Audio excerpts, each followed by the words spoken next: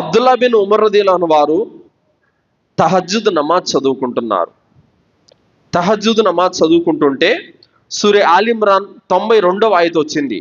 లన్ తనాలుల్ బిర్ర హత్తా తున్ఫికు మిమ్మా తుహిబ్బూన్.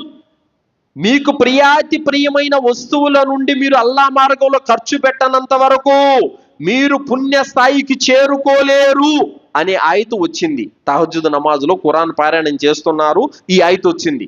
ఈ ఆయత రాగానే పక్కనే ఆయన బానిస ఉన్నాడు, నాఫియా అంటున్నాడు, చేత్తో సైగ చేస్తున్నాడు, ఇలా ఇలా అంటున్నారు.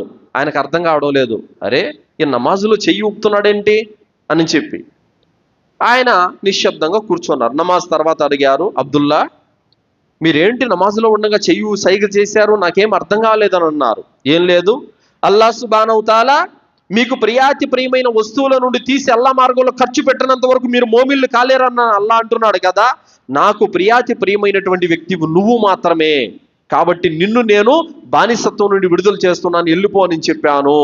అయితే నమాజులోనే ఎందుకు చెప్పానంటే, నేను ఈ సత్కార్యం గురించి విన్నాను కాబట్టి విన్న వెంటనే దీన్ని చేసేయాలనుకున్నాను.